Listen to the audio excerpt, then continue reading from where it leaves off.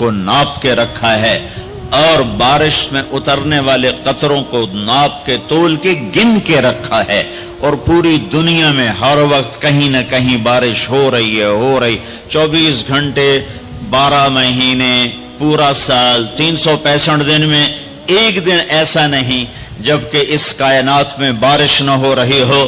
اور تیرا رب کہتا ہے یعلم عدد قطر الامطار، تیرے رب کو بارش کے قطروں کی تعداد کا بھی پتہ ہے۔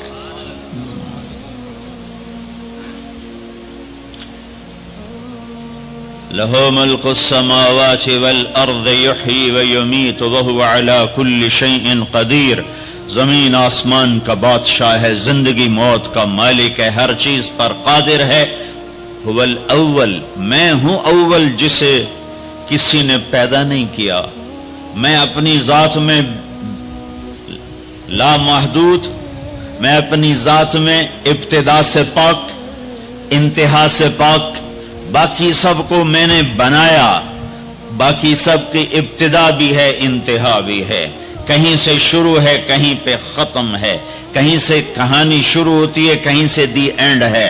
ایک اللہ ایک اللہ ایک اللہ جس کی نہ ابتدا ہے، هو الاول کوئی ابتدا نہیں، والآخر کوئی انتہا نہیں، والظاہر کوئی اس سے بلند نہیں، والباطن کوئی اس سے چھپا نہیں۔ تو جو چار صفتوں کا مالک ہو کہ اول بھی ہو، آخر بھی ہو، ظاہر بھی ہو، باطن بھی ہو، اب وہ یہ دعویٰ کرے کہ مجھے سب پتہ ہے تو خوبصورت لگتا ہے، سونا لگتا۔ میرے جیسا بے وقوف کہے میں نے بہت پڑھا ہے مجھے سارا پتہ ہے، یہ دنیا کا بے وقوف ترین انسان ہے جو کہے ہمیں سب پتہ ہے۔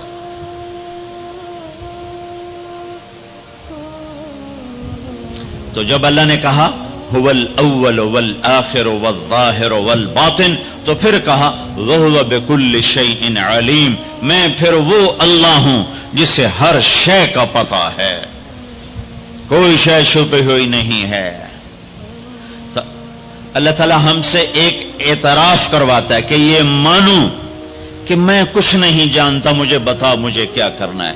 یہ نماز کی ہر رکعت میں آپ کا ذہن اس طرف نہیں جا رہا ہوگا کہ کون سی آیت ہے اور کون سی بات ہے جو اللہ اعتراف کروا رہا ہے کہ کہو مجھے نہیں آتا، مجھے نہیں آتا، صرف تیرے اللہ کو پتہ ہے، لہذا اللہ سے کہو مجھے راہ دکھائے۔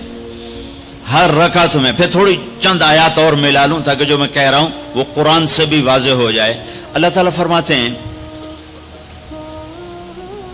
واللہ اخرجکم من بطون امہاتکم لا تعلمون شیئا، اللہ نے تمہیں ماں کے پیٹ سے نکالا تم کچھ نہیں جانتے تھے، جاہل۔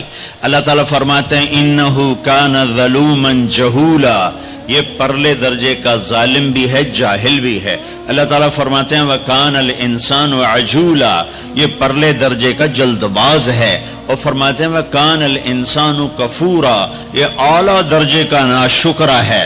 اور اللہ تعالیٰ فرماتے ہیں وَكَانَ الْإِنسَانُ قَتُورًا، بہت بڑا بخیل ہے، چھوٹا موٹا نہیں، اور بہت بڑا بخیل ہے، گن گن کے بڑا خوش ہوتا ہے۔ اور اللہ تعالیٰ فرماتے ہیں وَكَانَ الْإِنسَانُ أَكْثَرَ شَيْءٍ جَدَلًا، بہت زیادہ لڑنے جھگڑنے والا ہے۔ اور اللہ تعالیٰ فرماتے ہیں کفور مبین، کھلا ناشکرہ ہے۔ اور اللہ تعالیٰ فرماتے ہیں یئوس قنوط، میں ذرا سا ٹیکا لگا دوں، ہلکا سا جھٹکا دے دوں تو سب سے زیادہ نا امید بھی ہوتا ہے اور میرے گلے بھی کرتا ہے، اور تھوڑا سا دروازہ کھول دوں، 4 پیسے پکڑا دوں تو ایک دن ایک دم فرح فخور، تکبر میں بھی آتا ہے، اپنی اوقات بھی بھول جاتا ہے۔ یہ قرآن کا ایکس رے، قرآن کا ایکس رے۔ اب آؤ جو میں کہہ رہا ہوں، اللہ روزانہ ہم سے کہتا ہے، میرا زبان حال ہے، یہ اس آیت کے اندر یہ سب کچھ موجود ہے، اس طرف ذہن نہیں جاتا۔ میرا بندہ، میرا رب ہم سے روزانہ نماز میں کہتا ہے کہ تم کہو مجھے نہیں پتا کہاں جانا ہے، کیا منزل ہے، اور کیسے پہنچنا ہے، کیا راستہ ہے، لہذا یا اللہ اہدنا الصراط المستقیم، اہدنا الصراط المستقیم، یا اللہ مجھے نہیں پتا راستہ کیا ہے، مجھے چلا، بتا نہیں چلا، اور چلا نہیں ہاتھ پکڑ کے پہنچا۔ قرآن میں یہ دو طرح ہے۔ اللہ تعالیٰ اپنے نبی کے بارے میں فرماتا ہے وَإِنَّكَ لَتَهْدِي إِلَى صِرَاطٍ مُسْتَقِيمٍ، اے میرے حبیب آپ بھی سیدھے راستے کی رہنمائی فرماتے ہیں۔ وہاں لفظ ہے الہ، اور اللہ تعالیٰ اپنے بارے میں ہم سے کہہ رہا ہے کہو اہدنا الصراط المستقیم۔ الہ کے بغیر، الہ کے ساتھ اور الہ کے بغیر کیا فرق ہے؟ ایک نوجوان آ رہا ہے کہ جی میں نے عقیل ڈیڈی صاحب کے گھر جانا ہے، آج وہاں بیان ہے، کوئی مجھے راستہ بتا دو، تو کہے گا یہ کون سا خیابان ہے؟ وہ کہے گا حافظ خیابان ہے اور فلاں روڈ ہے اور فلاں مکان ہے اور ادھر ایک سگنل ہے، آگے آپ کو رش ملے گا گاڑیوں کا، تو سمجھنا کہ وہ بیان ہے۔ یہ ہے الہ۔ جی مجھے ذرا بتائیے، تو آپ کو یوں بتاتا ہے یوں جائیں یوں جائیں یوں جائیں یوں جائیں۔ اس کو کہتے ہیں اہدنا الی صراط مستقیم۔ الہ کہ وہ صرف آپ کو بتا دیتا ہے کہ جی آپ ادھر چلے جائیں ادھر چلے جائیں۔ تو میں قربان جاؤں، میرا رب کہتا ہے نہیں نہیں یہ نہ مجھ سے مانگو، اگر میں نے تمہیں یوں یوں کر کے بتایا تو تم ویسے ہی بھٹکے ہوئے ہو اور ہی بھٹک جاؤ گے۔ تو اللہ تعالیٰ کہتا ہے یوں مانگو یا اللہ۔ اس کی دوسری مثال، چونکہ زندگی سفروں میں گزری تو کئی دفعہ تو کسی نے بتایا تو پتہ چل جاتا تھا دوسرے ملکوں میں کہ یوں جائیں یوں جائیں، کبھی ایسا ہوتا تھا نہیں پتہ چلتا تو ہم اس کی محنت کرتے آپ ہمارے ساتھ بیٹھ جائیں، ہمیں ذرا وہاں تک پہنچا دیں، تو کوئی رحم دل بیٹھ جاتا تھا اور ہمیں وہ جا کے وہاں تک پہنچا دیتا تھا، کبھی کبھی کوئی معذرت بھی کر دیتا تھا۔ تو اہدنا الصراط المستقیم، اہدنا الی صراط مستقیم کا فرق بتا رہا ہوں۔ الہ کا مطلب میں نے بتا دیا کہ صرف میں آپ کو راستہ بتا دوں، آپ مجھے راستہ بتا دیں۔ جب آپ مجھے راستہ بتا دیں میں کہتا ہوں بھائی صاحب مہربانی کرو مجھے نہیں سمجھ میں آیا کہ یہ کدھر کا آپ پتہ بتا رہے ہو، آپ ایسا مہربانی کرو آپ میری گاڑی میں بیٹھ جاؤ اور مجھے وہاں تک پہنچا دو۔ وہ کہتا ہے اچھا جی ٹھیک ہے آپ، کہ میں ساتھ بیٹھتا ہوں۔ وہ اب گاڑی میں بیٹھتا ہے اور چلاتے چلاتے چلاتے چلاتے چلاتے یہاں دروازے تک اتارتا ہے۔ میں کہتا ہوں عقیل صاحب کون ہے؟ تو وہ کہتا ہے جو سب سے موٹا ہوگا وہ عقیل صاحب ہوگا۔ ایسے ہی ایک لطیفہ لگا دیا۔ ویسے مسلمان کو موٹا نہیں ہونا چاہیے، پتلا ہونا چاہیے۔ ایک مسلمان کا پیٹ صحابی کا بڑا باہر نکلا تھا، تو آپ نے یوں انگلی اس کے پیٹ پر ماری، یوں کہ اگر یہ یہاں نہ ہوتی تو کتنا اچھا ہوتا، لو کان ھذا فی غیر ھذا، یہ چربی یہاں نہ ہوتی تو کتنا اچھا ہوتا۔ کہ کئی آدمی ہیں جن کا پیٹ دائیں جاتا ہے وہ بائیں جاتے ہیں، وہ دائیں جاتے ہیں پیٹ بائیں جاتا ہے، وہ ہنستے ہیں تو منہ سے نہیں ہنستے پیٹ سے ہنستے ہیں، ایسے ان کا پیٹ ہنس رہا ہوتا ہے۔ تو اہدنا الصراط المستقیم، اللہ کہتا ہے میرے بندو مجھ سے یوں کہو یا اللہ سچی بات یہ ہمیں کوئی پتہ نہیں چلے گا، ہمارا ہاتھ پکڑ اور چلا ہمیں اس راستے پر جس سے ہم بھی سوکھے چلیں اور لوگوں کو بھی دکھ نہ پہنچے اور ہم بھی جنت تک پہنچ جائیں، دنیا کے دکھوں سے نکل جائیں اور تیری جنت تک پہنچ جائیں اور تیری رضا تک پہنچ جائیں۔ اہدنا الصراط المستقیم، ہمارا ہاتھ پکڑ، بھائی علی ادھر رکھو، ہمارا ہاتھ پکڑ اور ہمیں ہاتھ پکڑ کے منزل تک پہنچا۔ یہ ہے اہدنا الصراط المستقیم۔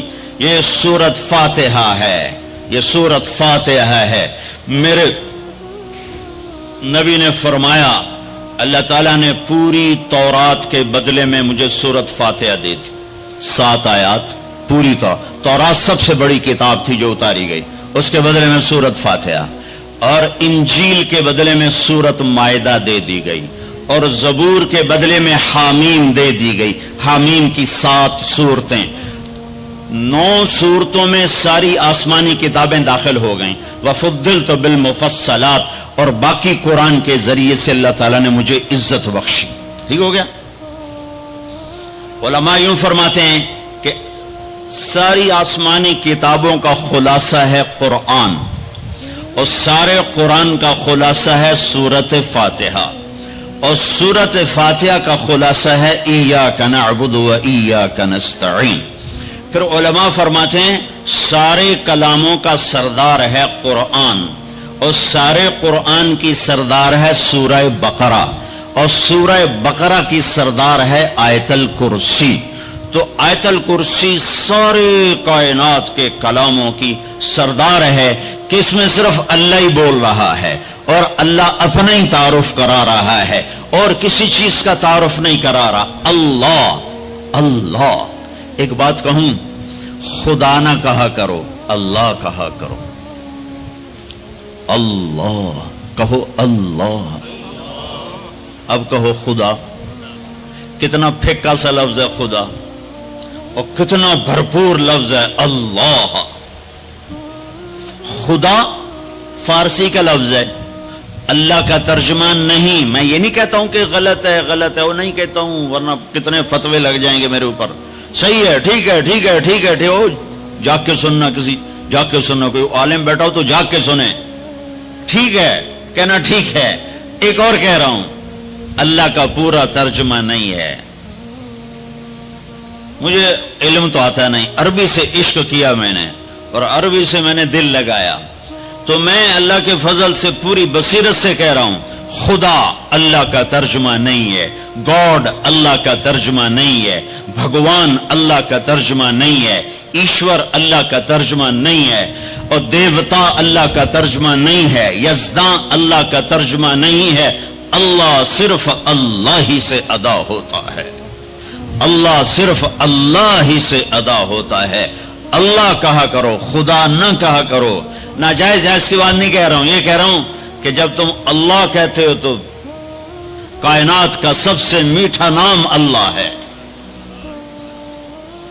سب سے زیادہ جلووں سے بھرا ہوا نام اللہ ہے۔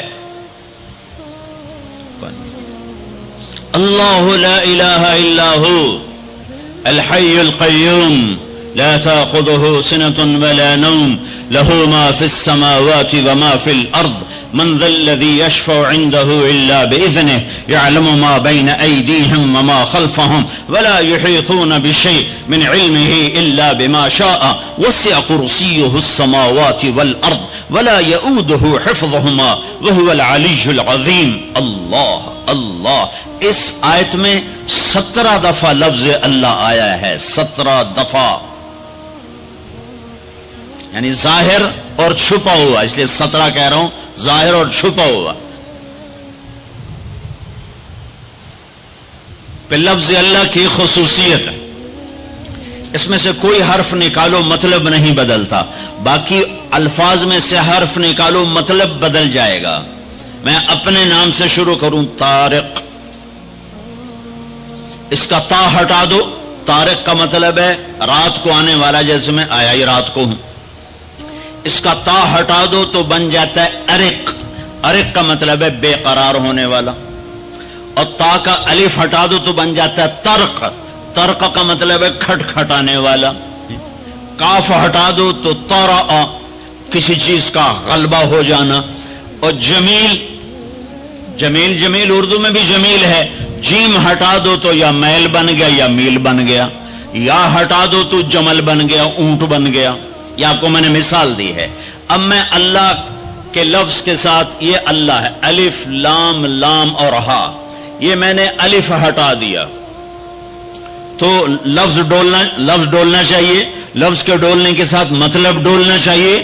تو جب اللہ ہٹا تو پیچھے بچا للہ، تو قرآن نے کہا للہ ما فی السماوات و ما فی الارض، ٹھیک ہو گیا۔ اب میں نے یہ لام ہٹا دیا، پیچھے بچ گیا لہو، اب اور ڈولنا چاہیے، تو قرآن نے کہا لہو ما فی السماوات و ما فی الارض۔ اب پہلا الف لام باقی رکھ کے آخری لام کو ہٹا دیا تو بن گیا الہ، تو قرآن نے کہا وَهُوَ الَّذِي فِي السَّمَاءِ إِلَٰهٌ وَفِي الْأَرْضِ إِلَٰهٌ۔ اور اب سب سے عجب بات، الف ہٹایا، لام ہٹایا، دوسرا لام ہٹایا، ہاں کی پیش کی آواز باقی رکھی، ہو، تو قرآن نے کہا اللہ لا الہ الا ہو، اور قرآن نے کہا هو اللہ الذی لا الہ الا ہو، تو ہو بھی اللہ، لہو بھی اللہ، الہ بھی اللہ، للہ بھی اللہ، اور اللہ تو اللہ ہی ہے۔ اللہ کہا کہو، اللہ کہا کرو۔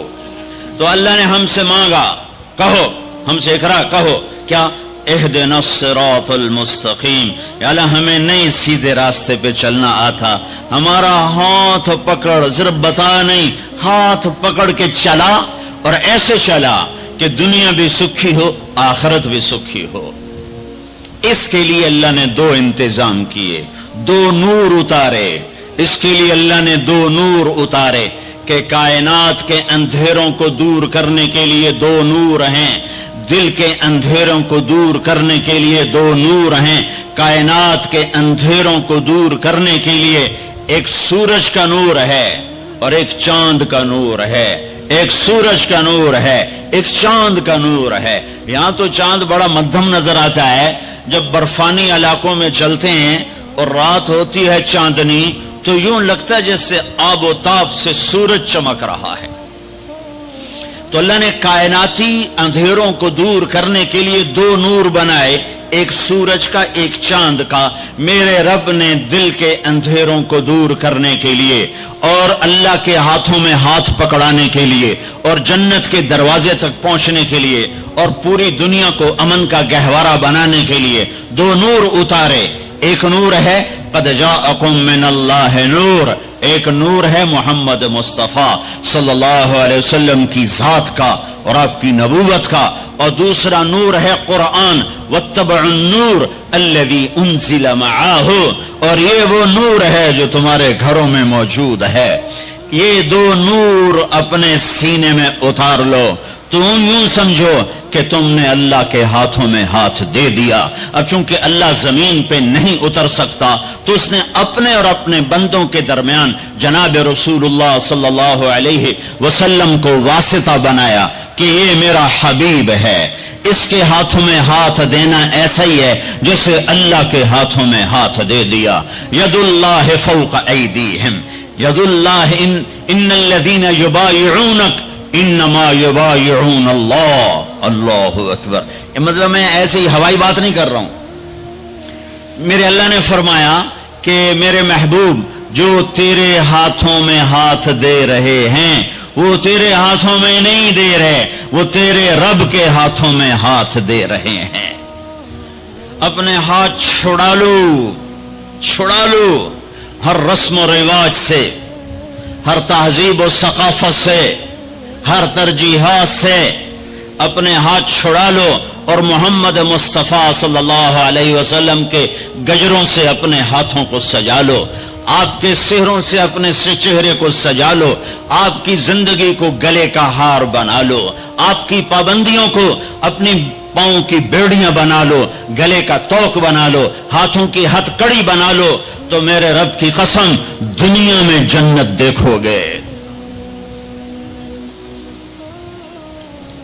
تو قرآن ایک پیغام ہے، قرآن ایک پیغام ہے جو انسانوں کو پہنچایا گیا ہے۔ ھذا بلاغ للناس، یہ کیا پیغام ہے کہ اے میرے بندو مجھ سے کہو کہ یا اللہ ہمیں نہیں پتا زندگی کیسے گزارنی ہے، تو ہمیں زندگی گزارنے کا طریقہ سکھا۔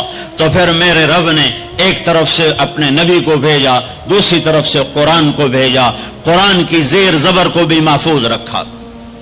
یہودیوں نے کچھ عرصے کے بعد تورات تبدیل کر دی، عیسائیوں نے عیسیٰ علیہ السلام کے 50 سال کے بعد انجیل کو، بائبل کو تبدیل کر دیا، اور آج نہ بائبل اپنی اصلی زبان میں ہے نہ تورات اپنی اصلی زبان میں ہے۔ جو میرے حبیب پر کلام اترا وہ اپنی اصلی زبان میں ہے، اسی زیر و زبر کے ساتھ ہے، اور میرے حبیب کی زندگی اگرچہ ہمارے اور ان کے درمیان 14 صدی حائل ہیں، لیکن اللہ کی قسم وہ آج بھی اپنی تمام برکات کے ساتھ اسی طرح ہیں جیسے پہلی صدی کا زمانہ ہو، اور جیسے 571 عیسوی ہو اور 12 ربیع الاول ہو اور 22 اپریل ہو اور 628 بکرمی ہو اور یکم جیٹھ ہو، اور جیسے وہ 63 سال اپنی زندگی کے جلوے دکھا کر گئے، وہ ایک ایک چیز میرے نبی کی موجود ہے۔ کوئی پیچھے چلنے والا ہو،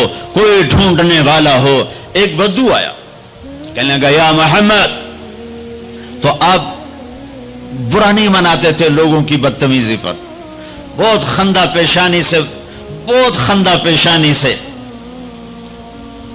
پیش آتے تھے. ہم نے کوئی اوئے کر کے بولا تو ہم اس کے پیچھے پڑ جاتے. تو میں نے اوئے کیوں آکھے ہوئے, تو ہوندا کون ہے میں نے اوئے آکھن والا. تو یہ اوئے ہے, یا محمد. ہم نے کہا مہیم, ہاں ہاں جی جی حاضر. تھا بھی کافر. کہنے گا ثلاث خصال منک لا افہم, تیری 3 باتیں میری سمجھ میں نہیں آتی. آپ نے کہا کیا؟ کہ تو یہ کہتا ہے ہم اپنے باپ دادے کا دین چھوڑ کر تیرے دین پر آ جائیں گے. کیوں آ جائیں گے؟ اور تو یہ کہتا ہے کہ روم اور فارس فتح ہو جائیں گے. کیسے فتح ہو جائیں گے, ہمیں روٹی نہیں ملتی. اور تو یہ کہتا ہے کہ مر کے مٹی ہو کے پھر اٹھائے جائیں گے. بھلا یہ کیسے ہو سکتا ہے کہ مر کے مٹی ہو اور پھر اٹھائے جائیں؟ تو آپ مسکرائے اور آپ نے فرمایا لعل الحیات تطول بک, امید ہے تیری زندگی لمبی ہوگی. اور جب اللہ کے نبی کہتے تھے امید ہے تو وہ یقین ہوتا تھا. یہ ہماری طرح یہ امید ہے کہ ہو جائے. جب آپ کہتے تھے امید ہے تو مطلب ہے ہو گیا. آپ نے کہا امید ہے تیری زندگی لمبی ہوگی اور تو دیکھے گا عرب میرا کلمہ پڑھے گا, پھر تو دیکھے گا روم اور فارس ایران بھی فتح ہوں گے. اور پھر باقی رہے گی تیسری بات موت کے بعد مر کے اٹھائے جانے کی. تو حشر کے دن تیرا ہاتھ پکڑوں گا اور تجھے یاد دلاؤں گا تیسری بات ہو گئی کہ نہ ہوئی. وہ بھی کوئی بڑا تکڑا تھا, کہنے لگا میں نہیں مانتا. واپس چلا گیا. 8 ہجری میں مکہ فتح ہو گیا, سارا عرب کلمہ پڑھ گیا. وہ کہنے لگے بھائی پہلی بات تو ہو گئی, لیکن کلمہ نہیں پڑھا. حضرت صدیق کا دور گزر گیا, حضرت عمر کے دور کے درمیان میں آ کر ایران فتح ہوا اور روم فتح ہوا. تو کہنے لے بھائی دوسری بھی ہو گئی, اب تو تیسری بھی ہو ہی جائے گئی, چل ویلی ہوں تم ہی کلمہ پڑھ لا. تو اس نے اپنی کھاری اٹھائی اور مدینے آ گیا, مسلمان ہو گیا. حضرت عمر رضی اللہ تعالیٰ عنہ کا جب آمنا سامنا ہوتا مسجد میں تو حضرت عمر اس کے لیے کھڑے ہو جاتے. تو لوگوں کو یہ تعجب ہوتا کہ معمولی آدمی ہے, اس کے لیے کیوں کھڑے ہو جاتے. تو پھر ایک دن حضرت عمر نے فرمایا کہ تم کہتے ہوگے کہ میں اس کے لیے کیوں کھڑا ہو جاتا ہوں.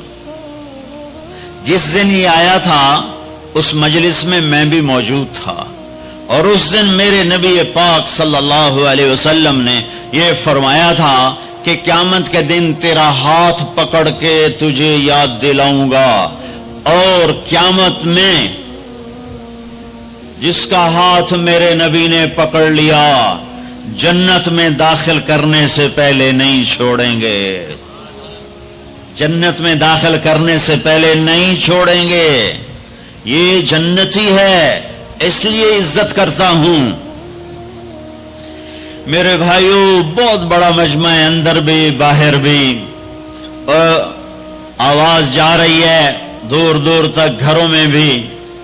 اللہ کے واسطے اگر اپنے مسائل کا حل چاہتے ہو حکومتوں سے مطالبے کرنے چھوڑ دو, واہ ویلے کرنے چھوڑ دو, اللہ کے سامنے جھک جاؤ اور اللہ کے نبی کے ہاتھوں میں ہاتھ دے دو اور ان کی زندگی میں ڈھل جاؤ, ان کے پیچھے چل پڑو. اللہ کا غیبی نظام تمہاری حفاظت کے لیے اترے گا. سلمان فارسی عراق کے گورنر تھے. چوریاں ہونے لگی جیسے آج کل کراچی میں پورے پاکستان میں ہو رہی, چوریاں ہونے لگی.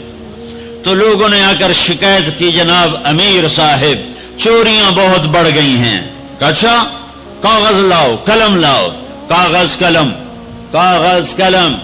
اللہ کے بندے سلمان فارسی کی طرف سے جنگل کے درندوں کے نام, رات کو جو آدمی تمہیں مشکوک نظر آئے اسے چیر پھاڑ کے پھینک دو, اور کہا یہ میرا پرچہ لے جاؤ اور شہر کے بڑے دروازے کے اوپر لٹکا دو, اور آج شہر کا دروازہ کھول دو. پہلے بند ہوتے تھے کہ چوریاں بڑھ گئیں, اور فرمایا کھول دو, اور کہا لوگوں کو بتا دو جو نکلے گا اپنی زندگی کا خود ذمہ دار ہوگا. جب عشاء کی نماز ہوئی اور سونے کا وقت ہوا تو جنگل سے غول کے غول شیر اور چیتوں کا شہر میں داخل ہو گیا. تم اللہ اس کے رسول کے غلام بنو غلام بنو, میرے رب کی قسم اس کی مدد دیکھو گے. قادسیہ کی جنگ بہت بڑی جنگ ہونے والی تھی, اس کے لیے سپاہیوں کے لیے غلہ اکٹھا کرنا تھا اور کھانا فراہم کرنا تھا. تو ایک علاقہ تھا میسان, وہاں جانور بہت تھے, چرواہے زیادہ تھے. تو حضرت سعد بن ابی وقاص نے عمر بن عاصم بن عمر انصاری کو بھیجا کہ وہاں سے جانور لے کر آؤ. جب ایرانیوں کو پتہ چلا, انہوں نے سارے جانور جنگل میں چھپا دیے. جب یہ 500 کا دستہ پہنچا تو ان سے کہنے لگے بھائی ہمیں کچھ جانور چاہیے, مل جائیں گے؟ کہا جی کوئی نہیں تھے, تب موئی ہوئی بکری کوئی نہیں تو کی ویکھن آ گئے ہو. تو وہ سارا واقعی کچھ بھی نہیں تھا. تو وہ کھڑے تھے کہ جنگل سے آواز آئی, ہا نحنو ہا نحنو ہا نحنو. یہ عربی کا ایک محاورہ ہے, آؤ ہمیں پکڑ لو ہم حاضر, آؤ ہمیں پکڑ لو ہم حاضر, آؤ ہمیں پکڑ لو ہم حاضر. زور سے آواز آئی. تو جب یہ جنگل میں گئے تو سب گائے, بکریاں, بھیڑ, بیل یوں سر جھکا کے کھڑے ہوئے تھے. خبرم رسید امشب کے نگار خواہی آمد, سر من فدا راہ بسوار خواہی آمد. نہ شود نصیب دشمن کے شود ہلاک تیغت, سر دوستاں سلامت کے تو خنجر آزمائی. کہ کیوں آؤ آؤ ہم حاضر ہیں, ہم حاضر ہیں. میرے نبی کے ساتھ جب ہوا تو ان کے غلاموں کے ساتھ بھی ہوا. 10 تاریخ ہے, حج کا دن ہے, اور آپ قربانی کے لیے جانوروں کو بلواتے ہیں. 100 اونٹ لائے جاتے ہیں, ان میں سے 63 اونٹ آگے لائے جاتے ہیں جو آپ نے ذبح کرنا ہے. ان میں سے 5 اونٹ آپ کے سامنے کھڑے کیے جاتے ہیں, ان میں سے 1 اونٹ آپ کے سامنے لایا جاتا ہے, اور آپ برچہ اٹھا کر اس پر یوں مارتے ہیں ذبح کرنے کے لیے. جب پچھلے اونٹوں نے دیکھا کہ یہ تو محمد مصطفیٰ صلی اللہ علیہ وسلم کے ہاتھوں ذبح ہو گیا, تو سارے اونٹوں میں جنگ شروع ہو گئی, اور ہر اونٹ رسی توڑا کے پہلے آ کے ذبح ہونا چاہتا تھا. نہ شود نصیب دشمن کہ شود ہلاک تیغت, سر دوستاں سلامت کے تو خنجر آزمائی. اللہ سے صلح کر لو, اللہ کے حبیب سے صلح کر لو. ہماری بغاوت ہے جب سارا بازار جھوٹ بول رہا ہو, جب 100 میں 100 تاجر جھوٹا ہو, کوئی لاکھوں میں 1 سچا ہو, تو اس کا سچ اتنے بڑے طوفان کا منہ کیسے موڑے گا؟ جب 100 میں 100 تاجر ملاوٹ کرتا ہو, جب 100 میں 100 تاجر دھوکہ دیتا ہو, جب 100 میں 100 تاجر ڈنڈی مارتا ہو, جب 100 میں 100 افسر رشوت لیتا ہو, جب ہر طاقتور ظالم ہو, جہاں کا غریب بھی ظالم ہو, جہاں ہر مرد عورت جھوٹ بولے, جہاں ہر آدمی داؤ لگے تو دھوکہ دینے سے باز نہ آئے, ریڑھی والا بھی دھوکہ دینے سے باز نہیں آتا. ہمارا مزدور دھوکے باز ہے کہ 8 گھنٹے کا کام 48 گھنٹے میں کرتا ہے. ہمارا مستری دھوکے باز ہے, 1 ہفتے کا کام 1 مہینے میں کرتا ہے. میں کہاں اور کیا کیا دکھاؤں. فیصل آباد فجر کی نماز پڑھ کے نکلا سیر کرنے, واپس آیا تو ایک ریڑھی والا نظر آیا دور سے, سفید پگڑی سفید داڑھی. ریڑھی والے عام طور پر ایسے نہیں ہوتے, دنیا کے بھی غریب ہوتے ہیں, دین کے بھی غریب ہوتے ہیں. تو مجھے بڑے پیارے لگے وہ بزرگ. تو میں جب ان کے قریب سے گزرا تو میں نے ان کو ایک دفعہ پھر یوں دیکھا, تو میں نے دیکھا ویسے رو رہے تھے خاموش آنسوؤں کے ساتھ, اور ان کا ایک ہاتھ تھا ریڑھی کے اوپر اور ایک ہاتھ تھا پیٹی کے اوپر, اور ایسے آنسو گر رہے تھے ایسے. میں کھڑا ہو گیا, میں نے کہا بزرگوں خیریت ہے, کیوں رو رہے ہیں؟ تو کچھ بولے نہیں. کھول کر کچھ بولے نہیں. پیٹی میرے آگے ایسے الٹا دی, ساری ریڑھی پر سیب بکھر گئے. جو پہلی لیئر تھی وہ ستھرے سیب تھے, نیچے سارے گلے ہوئے سیب تھے. یہ کسی طاقتور نے دھوکہ نہیں دیا, یہ ایک مزدور نے دھوکہ دیا ہے، ایک باغ خریدنے والے نے دھوکہ دیا ہے، جس نے 1,00,000 2 لاکھ میں سیب کا باغ خریدا ہوگا اور اس نے اپنے گندے بھی نکالے ہوں گے۔ آئے ہائے ہائے، وہ کہنے لگے بیٹا میں بہت غریب ہوں۔ یہ جو انہوں نے بہت پہ زور دیا، یا آج بھی جب میں یہ قصہ سناتا ہوں میرا زخم ایسے تازہ ہو جاتا ہے کہ لگتا ہے وہ بہت کا لفظ پھر خنجر کی طرح میرے دل میں اتر گیا ہے۔ بیٹا میں بہت غریب ہوں، میں صبح سویرے منڈی جاتا ہوں، ایک پیٹی لاتا ہوں موسم کے پھل کی، عصر تک وہ بک جاتی، پھر میں اپنے بچوں کے لیے تازہ آٹا لے کے، آج کسی نے میرے بچوں کی روٹی مجھ سے چھین لی۔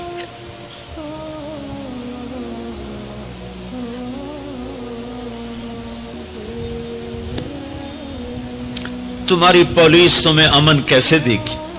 تمہاری فوج تمہیں امن کیسے دے گی؟ کمایا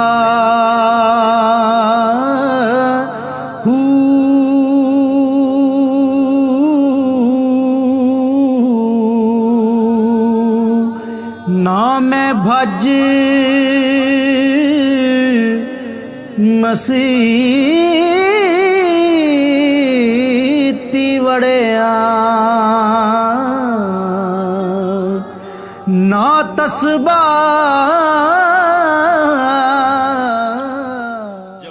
تم نے سب نے اللہ اس کے رسول سے بغاوت کا جھنڈا اٹھایا، ان سب بڑے تاجروں نے بینکوں کو آباد کیا ہوا ہے، ان کا رونا کیا روں؟ چھوٹے چھوٹے لوگوں نے بھی سیونگ اکاؤنٹ میں پیسے رکھے ہوئے ہیں کہ ہمارے پیسے بڑھ رہے ہیں۔ کیوں نہیں خیال آتا کہ ہم نے اللہ کے ساتھ اور اس کے رسول کے ساتھ جنگ کی ہوئی؟ نماز چھوڑ دو اللہ ناراض ہے، شراب پیو اللہ ناراض ہے، روزہ نہ رکھو اللہ ناراض ہے، زکات نہ دو اللہ ناراض، یہ تو چھوٹے گناہ، کافر مشرک اللہ ناراض ہے، لیکن اس دھرتی پر صرف ایک گناہ ہے۔ اللہ کے واسطے میری سنو، عقیل نے بڑے بڑے لوگ بھی بلائے ہوں گے، اللہ کے واسطے میری بات سنو، میری فریاد سنو۔ میں کوئی پیشہ ور خطیب نہیں ہوں، میں عقیل کے پیسوں پہ یہاں نہیں آیا ہوں، میری سنو۔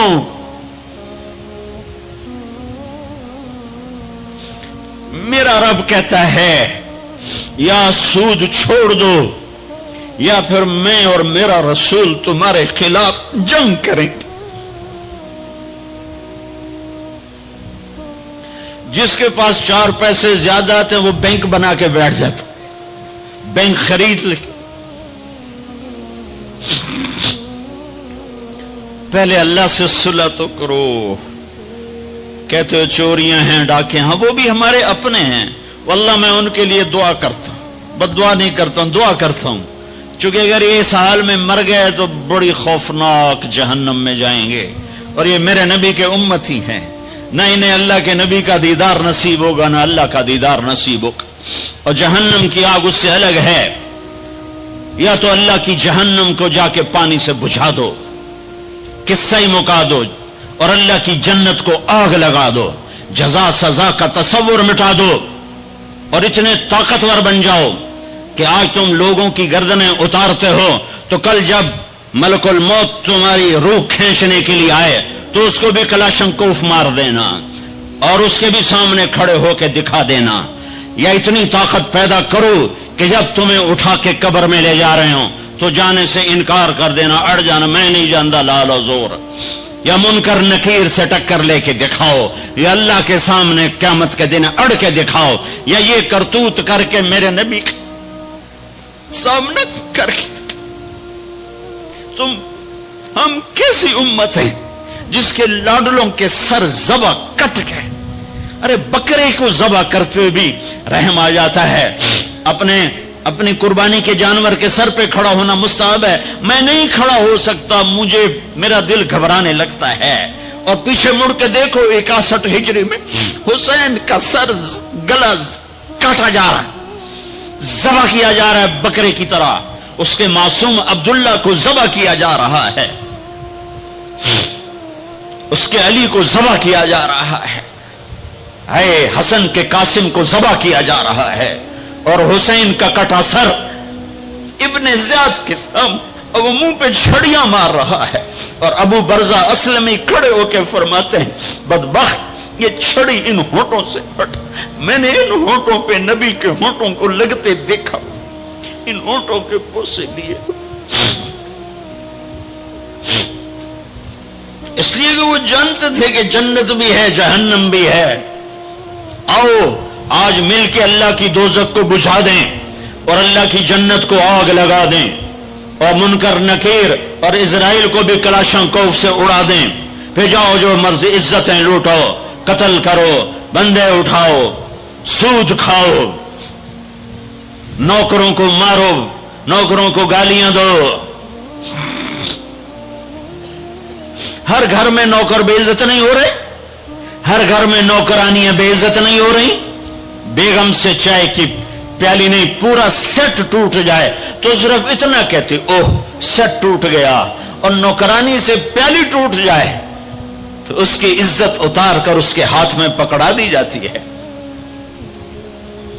اپنے ہاتھوں سے گاڑی لگ جائے تو بس اوہ گاڑی لگ گئی, ڈرائیور کے ہاتھوں گاڑی لگ جائے تو اس کی عزت اس کے ہاتھ میں پکڑا دی جاتی. کیا یہ ظلم ہر گھر میں نہیں ہو رہا؟ ملازم کو وقت کے تنخواہ نہیں دیتے, کیا یہ ظلم ہر گھر میں نہیں ہو رہا؟